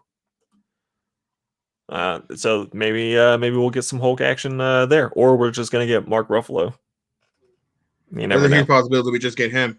We might just get Smart Hulk. That might be what the main thing is. Professor Hulk or whatever. Yeah, we might just basically get that. I don't know. And then we have a Hawkeye show, and they announced Captain Marvel 2 as well. Oh man, that's one I'm definitely not going to be watching. The Hawkeye, I don't know. It could be interesting. I think, is that where they're going to introduce the next Hawkeye? I think Kate Bishop. I believe so. I think it's going to be. I cannot remember her name. Gosh, I can't remember her superhero name. But I believe she's going to be the one to basically just take over the mantle from him. And I'm pretty sure it's going to be him training her. Right. So they're leaning, or they're hinting at. I don't want to spoil anything for you for WandaVision, but they seem to be leaning down the path of Young Avengers right now, with the new Avengers team, a new, focus on the youth, the kids, bring it back for a new generation. It seems like Makes sense. So exactly. So it would make sense for that show to be focused on the introduction of uh, Kate Bishop. Yeah, and I think they definitely should have her take over, have her, be a beast, do what she got to do. That'd be pretty cool. To actually, and plus, we don't really get much stuff from Hawkeye, and I know it's Hawkeye, but you could flesh out some cool stuff with him too, and have like a real bonding moment with the two, and it could be some fun stuff. In a way, I'm kind of looking forward to that. I think it could be some good stuff. Dive into his time as Ronin. I mean, that I think would be a cool angle to take for a show. Would be very cool. I mean, if you're gonna do a show on Hawkeye, and I mean, he was Ronin for all of like 3 seconds in game. Like, wow, great fight scene, Ronin. Thanks for explaining absolutely nothing about why that was important at all.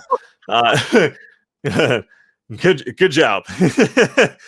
But yeah, like a little more of a deep dive into that would be appreciated, I know, by me at least. Yeah, that would be pretty cool. My thing is, I'm really wondering where they're gonna take the. Wait, is there any more shows? I think that's it. Okay, I'm really wondering where they're gonna take the MCU. What do you mean? Like, where are we? What is the end game for this? Is it Galactus being the next big villain? Is it going back to the Avengers somewhat? Is it really going to be, like you were saying, heading towards a more younger Avengers? Then Spider-Man is going to play a very interesting role in this. Are we going with Miles Morales? Are we going to go with? Of course, we're going with Miles. Of course, that's like. Are we just going to go with Peter? No. Because to me, there's 2 ways they can do this. And I think Peter's going to play a very important role. Obviously, Spider-Man. So, come on. But, like, are we going to have a situation where Doctor Strange just do basically what he did in, like, Civil War when Iron Man and Cap was going at each other? It's basically like, well, you did tell everybody who you are, but I'm going to erase their memories for you. Is Doctor Strange going to do that again? Or are we going down the more path of Spider-Man dying and then Miles Morales taking over? I hope that that's what they're going to do. Like, not that I hope that they kill Spider-Man, but I hope that is the way. I wouldn't want to bring in, because I know the Multiverse of Madness is going to be interesting. They're really going to have to work hard to pull it off correctly, I think, with everything that they're opening up with.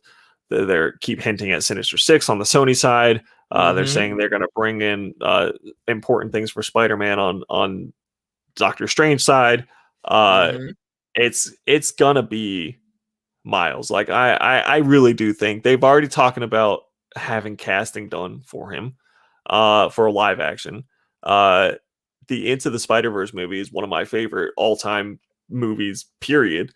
It is an amazing movie. I think a lot of people feel that way. The game took off. Spider-Man PS4 is so fun. And then, of course, the Miles Morales one is amazing too. Honestly, if they bring Kraven in, I say just have Kraven kill Peter and then bring in Miles. That's all we got to do. I don't think they have the balls to have Kraven kill Peter. I don't think they have the balls to do that. There's no way they would. Would it be Peter awesome? For real? Yes. Kill himself, and then we have Miles. That would be so epic.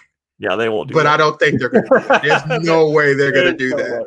That's just not going to happen. You're not going to see this dude just get murdered on a big screen. And then the movie basically ends with Kraven killing himself, and then they hint at Miles taking over. They're not going to do that. You know, like, what a feeling that would give to, like, the audience if they hinted the whole time that was not going to happen, and then Kraven just, like, slow kills Spider. I'm talking about, like, over a course of 10 minutes, like, just kills Spider-Man, like, for the finale or for the climax of the movie, and then returns back to his huge mansion and puts a shotgun under his chin and blows his head off like Kurt Cobain. And damn, I was thinking it'd be a little more nicer where he just walks up and snaps his neck or something, but Jesus Christ. And then that's it. So, and then it just fades to black. and you credit rolls, and you don't even get an after credit scene. Like that's it, and everyone's just sitting there like, did that really just happen? Like. People are waiting for the after credit scene and everything. All the credits roll, and it just cuts off, and they're just like, "Wait, is that it?" The lights cut on. They're like, "All right, guys, you got to go. Movie's over." What? Yeah. What? Yeah. You know that that would be an R-rated movie, like guaranteed. R-rated movie. That would be wow. That probably be one of the most talked about things ever to happen to a movie if they ever went down a road like that. Like if you want people talking, obviously it might not be in a positive way, but if you want people talking, you want to shock people, you do something like that.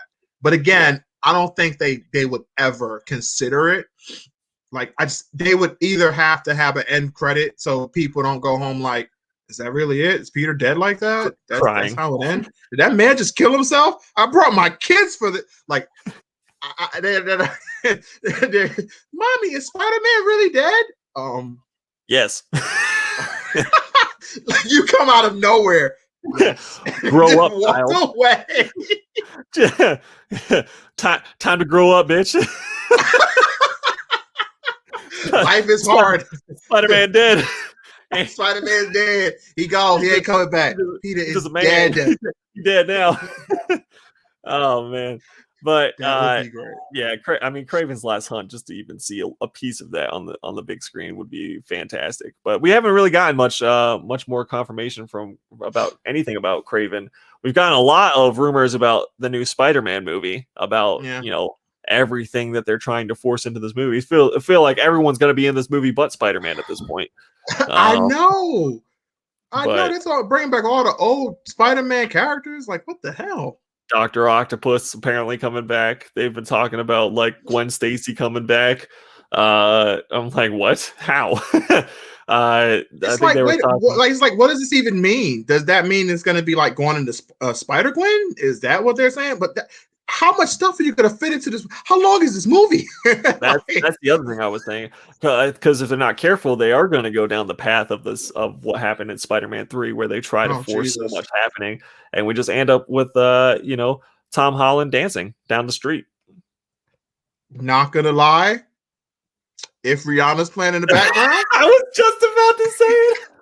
If he's dancing to some Rihanna, it'll be all right. We'll be I'm okay. good. I think it'll be all right. Not even on front. I'll be right in the movie theater. Ella, like I mean, I'm game. I'm game, bro. Gotta do it. Umbrella, Ella. Yeah, so they're talking about Dr. Octopus coming back. Obviously, we still have Vulture. We still have Morbius, that little scorpion cutaway that was in the in that like after credit scene where Vulture and Scorpion meet up. We have because the guy with the scorpion neck tat.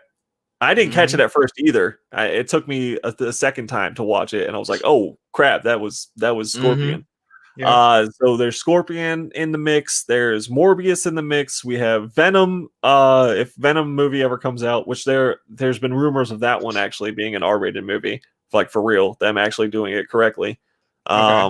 Okay. So that's he's good. In the mix. There's a lot of people saying that Mysterio isn't really dead. That was all fake as well. Like I don't think Mysterio's dead neither. Yeah, I don't think they killed. I think he definitely faked his death in some way, shape, or form. Like I don't think he went out like that.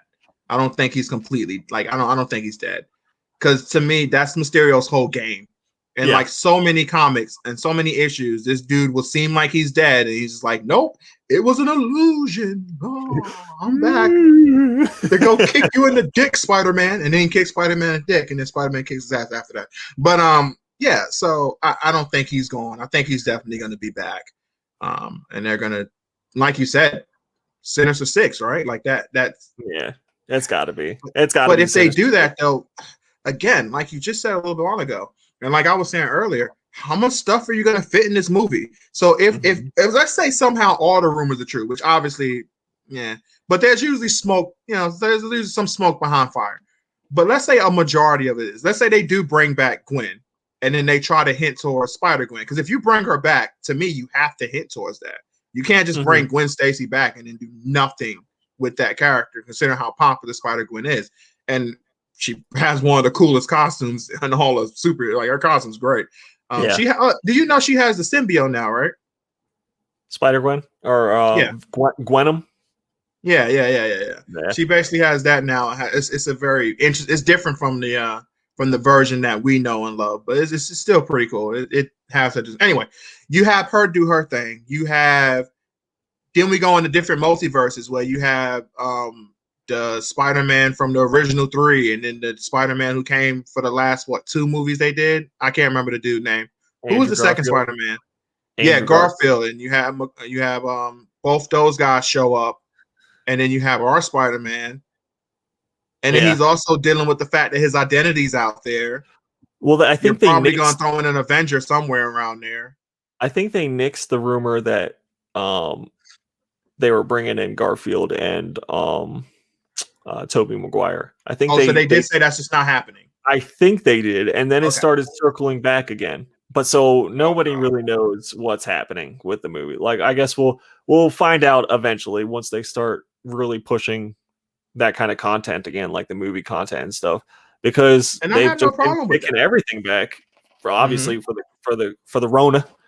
Even though they have Disney Plus as a platform where they can release stuff, and like they already found out, you don't need to upcharge for a movie released or a show released on your own platform, because Mandalorian was like it was the most talked about show, period.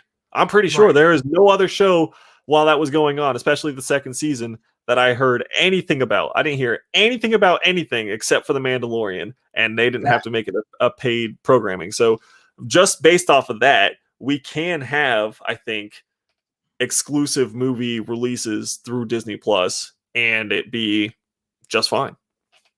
That's true, but in terms of a financial aspect, wouldn't you definitely make a lot more if you put it in a theater than if you put it on Disney Plus? Of course. So, and then it's Spider-Man. You like a lot of movies you can get away with, but to me, the 2 things you have to like get as much money for as you can, just 2, is Spider-Man and the X-Men. They carried the industry from Marvel back in the 90s.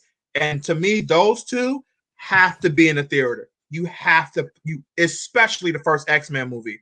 Obviously, it's going to be a while before we see that. I'm just saying, though, like stuff like that, you just have to make sure no matter what, you got to get as much out of that. You think we're going to get X-Men soon? Like in the MCU?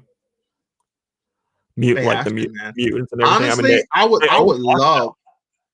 love X-Men versus Avengers in some way, shape, or form.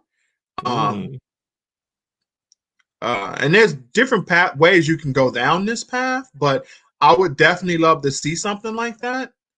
That would be a pretty cool way to introduce them. But either way, like you have to put them in there some way. Like if Galactus shows up, even though that would definitely have the Fantastic Four and the Silver Surfer, you can definitely have like the X-Men would more than likely also be needed. So it would be cool to have them there as well.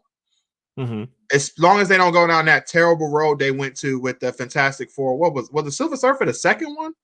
Because did they make a third movie? It was the second one, right? They made a Fantastic Four. They made 2, and they made the Silver Surfer the second one, right? Yeah, they were both, and then they had the second one, and then they tried to reboot, and all three of those were awful. They were terrible. And then the second one, because we bring it back to what we were talking about a little bit earlier when we talked about writing, that was the worst. And see, and that's another thing why your number one weeb here loves anime so much, because of the writing, dude. Like the writing is so important in anime, where to me at times it's more important in that than it is comics, because a lot of times they just pull crap out their butts. Don't get me wrong, they do that same crap in anime too. But I'm just saying, like, it's very focused on that. The writing in Fantastic Four was so bad in that second movie, because it was like Silver Surfer shows up, and then like 10 minutes into the damn movie, it seems like he's on the good side already. Like, not saying he was ever really evil, but it was just like, damn, he turned so quick. Like, good God, he's helping out the team to take down the Galactus cloud bubble. Whatever the hell that thing was. I was like, this is Galactus? This is what is this? It's a swarm of bees, I think, is what it was. It was a dust cloud from the Sahara. The dust cloud. It was Silver Surfer had real bad gas in the morning. And he didn't want people to really know who it was. He was like, Yo, this is the entity that forced me to Yo. show up here. I had Taco Bell, but also this is Galactus over here. Yeah, Oh man. yeah. I know he's weird and he smells funny, but yeah, it's space. If they do bring a true Galactus Silver Surfer, they're gonna have to like show the origin. I mean, they're gonna have to show that story of the tragedy of the Silver Surfer and how he was created, and that will give him a little more depth to when he does obviously go to the good side, more than just, hi, I'm the Silver Surfer. Hi, here's Galactus. Oh, all of a sudden I'm fighting Galactus with you. I'm like, what? No, that doesn't make any sense for someone who doesn't know anything about the comics and is just going to watch the movie, right? Not everyone has sat and read Silver Surfer because, admittedly, it's not the most exciting comic ever. It is a little bit more of a drag, I guess you could say, and it does have a lot of depth to it, and it is a slow burn for sure about the tragedy and the love story that it is. So it's not as action packed and thrilling. But you need a little bit more of a connection, I think, to the character if you're going to be bringing him in to casual fans, to people who aren't sitting here reading his whole backstory and everything like that. Okay, well, here we go. So what if maybe they did something where they use Disney Plus for a Silver Surfer show where it just takes place before Galactus shows up and does what he does to the planet and basically force him to be Silver Surfer instead of destroying his whole world and everything. What if we go and do that and use that for Disney Plus? Because I don't know if you can make a movie with that. You can, but I don't know if it can be, because if I was to do movie, I wouldn't call it Silver Surfer. I would basically call it by his real name.